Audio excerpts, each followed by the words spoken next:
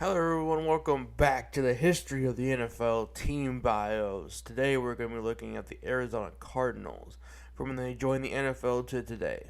Let's go. If you like this video, please like it. Please hit the subscribe button. I'm looking to get 1,000 subs. We're almost there, just a little bit more. So please subscribe.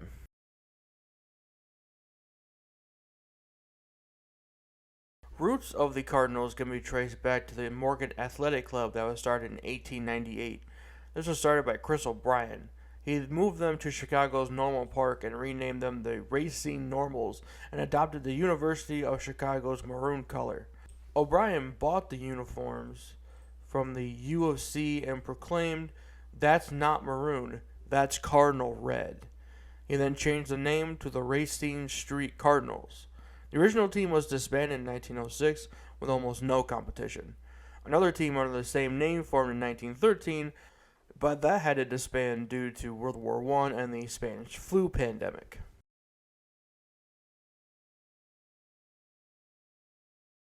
The Cardinals joined the NFL in 1920 when it was called the AFPA for a fee of $100 or $1,495.85 today. The Cardinals and Bears, formerly known as the Decatur Staleys, are the only original charter members of the NFL still in existence, as the Green Bay Packers existed before the NFL. In 1920, the Cardinals went 6-2, fourth in the AFPA.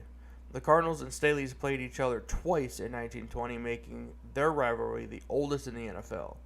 In 1921, the Cardinals ended the season 6-3-2, tying with the Staleys and Packers, but they only won 3 games in AFPA league play.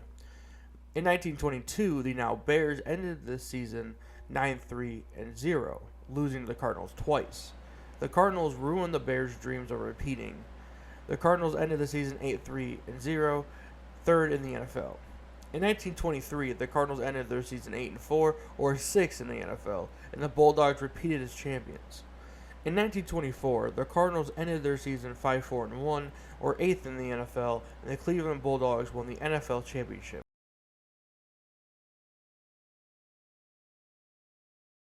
Under the rules of the time, the NFL gifted the championship to the team with the best record, which did not include ties.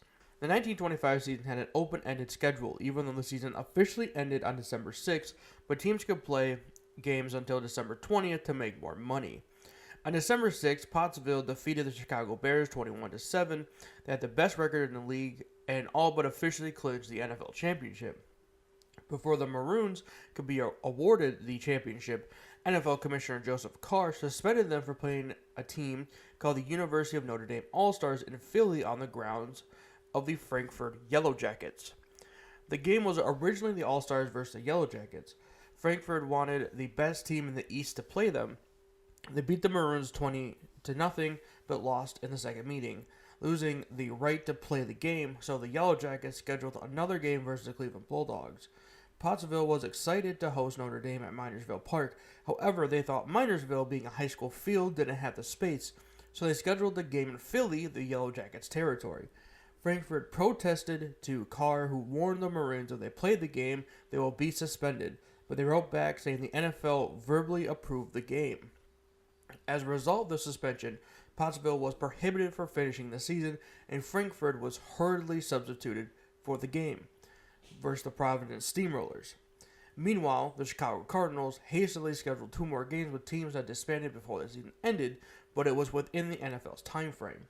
The Cardinals' owner, Chris O'Brien, was offered the title but refused. The Cardinals did not claim the title until the Bidwell family bought the team in 1933. This championship controversy led to the founding of the first American Football League. Okay, just so everyone knows, I am going to put a couple more cards in the middle of this, but this is all one part. We're going to go into the Bidwell era. Most of this is in that era. I think all of this is in that era. So I am going to put more cards in here, like more title cards in here, but just so everyone's not confused, all the rest of this video is a part of the Bidwell era.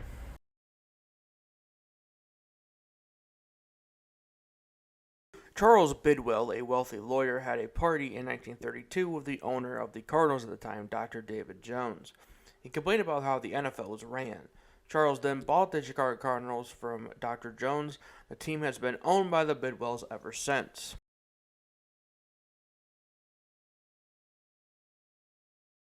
In 1944, as I'm sure you all know, we were in the middle of the Second World War.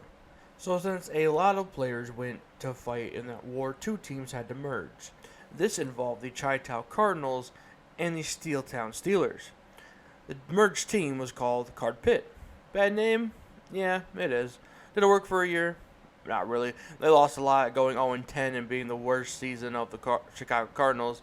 In 1945, the Cardinals went 1-9. In 46, they went 6-5, breaking their losing streak. In 47, the Cardinals went 9-3, finishing first in the NFL Western Division and beat the Philadelphia Eagles 28-21 in the NFL Championship game, their second NFL championship. In 1948, they went 11-1, won the Western Division again, and met the Eagles in the championship game once again. The Cardinals lost to the Eagles in the rematch. This was the first NFL championship to be televised. The 1949 season, they fell 6-5-1 and ended the 40s on a down note.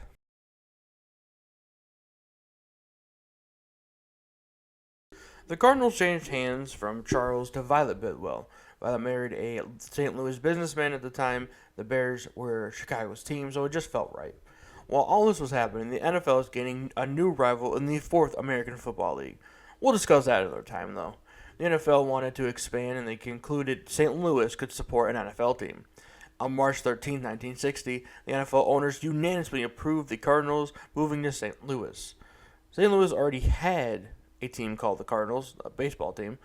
The football team got permission from the baseball team and used the nickname the Football Cardinals or the Gridbirds to not get confused. The Football Cardinals played in the original Busch Stadium to the chagrin of the NFL. Since the city hasn't had a pro team since the early days of the NFL, they didn't have a stadium up to the standards of the NFL. The NFL for years made it a condition for teams in other cities to play in a brand new stadium. This had been thrown out the window since the AFL was growing and making problems for the NFL. Since they did move to a very well-known baseball city, playing in their stadium, tickets were hard to sell, and the baseball Cardinals had priority scheduling, of course. In the 1960 draft, the Cardinals selected George Izzo, number 2 overall. In 1960 and 61, the Cardinals finished 4th in the division. In 1962, they finished 6th, earning their worst record so far since they moved. They finished 9-5 in 63, but missed the playoffs. The Cardinals finished 9-3 in 64 and earned a playoff spot.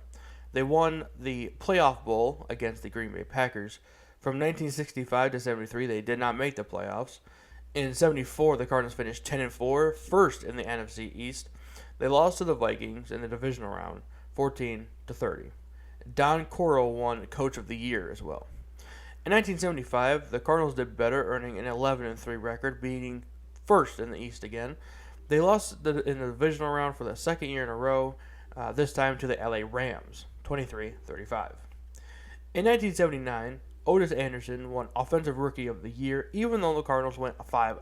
In 1982, the Cardinals finished 6th in the East and lost in the wild card round to the Packers 16-41. From 1983 to 87, they never reached the playoffs again while in St. Louis.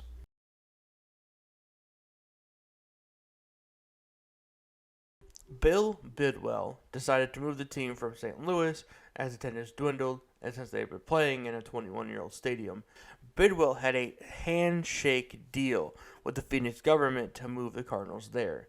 They kept Gene Stallings on as head coach while they went 5-6 during the 1989 season.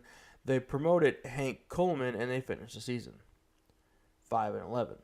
They hired Joe Bugle until 1994, firing him and changing the name one more time, and we finally hit their iconic name.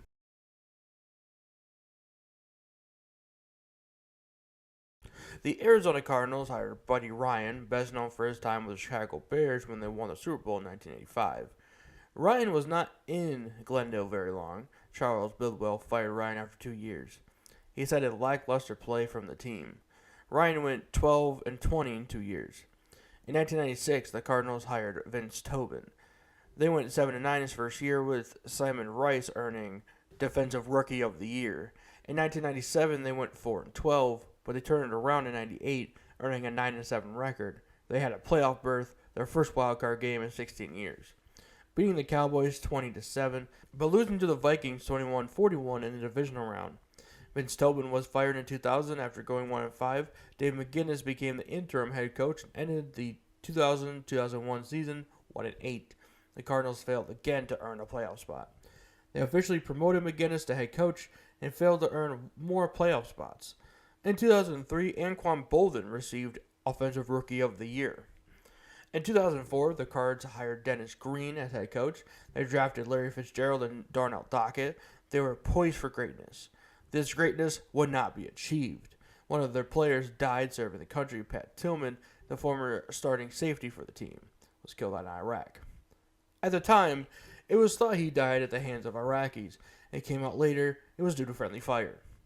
On September 19th, the NFL teams wore memorial decals, but the Cardinals wore it all year. In 3 years, Green finished third twice and fourth his last year. He also gave us this great clip. Green was fired in 2007. Ken Whisenhunt was hired as the next Cardinals head coach. Whisenhunt went 8-8 in his first season with the Cards. We begin 2008 with the draft. The Arizona Cardinals drafted Dominique Rodgers-Cromartie, number 16 overall, and Calais Campbell, number 50 overall. The Cardinals went 2-2 in the preseason. They met one of their NFC West rivals in the first game of the season, taking on the San Francisco 49ers in Candlestick Park. The Cards beat them 23-13, starting out 2-0. They met the Redskins in FedEx Field and lost 17-24, and they also lost the next game versus the Jets in Giant Stadium. The next 2 home games they won, entering the bye week at 4-2. Week 8, the Cards flew out to North Carolina to face the Panthers. The Cards lost by 4, 23-27. They won the next 3 games in a row. The Cardinals ended the season 9-7, sweeping the NFC West. The Cardinals earned the number 4 seed and earned a home wildcard game. They hosted the Atlanta Falcons and beat them 30-24. They had to travel for the division round back to North Carolina to play the Panthers again and beat them for the second time in the season. They earned a home NFC Championship game against the Philadelphia Eagles, winning 32-25. The Super Bowl matchup was the Arizona Cardinals versus the Pittsburgh Steelers. The 2008 Cardinals were the first team since the '79 Rams to have 9 wins and make it to the Super Bowl. This was the first Cardinal Super Bowl appearance in franchise history. In the postseason, the Cards were led by Kurt Warner, beating the Falcons 30-24 in the wildcard round. They went on to face the Panthers on the road and won 33-13, earning them a spot in the NFC Championship game. The Cardinals went back home to take on the Philadelphia Eagles. The Cards beat the Eagles 32-35, moving on to the Super Bowl. Taking on Big Ben and the Steelers, Kurt Warner and the Cards had a big mountain to move. They unfortunately failed to move the mountain and lost to the Steelers, their one-time co-team, 23-27. They got to the postseason again in 2009, beating the Packers 51-45 in OT in the wildcard game, and losing in the divisional round to the Saints 14-45, as the Saints won the Super Bowl that year. The Ken Whisenhunt tenure ended in 2012 after not making the playoffs 3 years in a row. Bruce Arians was hired to take over in 2013 and made the playoffs in his second year, but losing in the first round to the Panthers on the road. They made it back to the playoffs in 2015, beating the Packers again in OT in the wildcard round, but losing in the divisional to the Panthers. After not making it to the playoffs for 2 straight years, Arians was fired. Steve Wilkes was hired in 2018 to take over, but he only lasted 1 season. Cliff Kingsbury was next to take over the reins, only making the playoffs once in 4 seasons and losing in the wildcard round to the Rams. Cliff was fired in 2023, and the Cards then hired Jonathan Gannon the same year. As of writing, Gannon is on a winning track. We'll see what happens in 2025.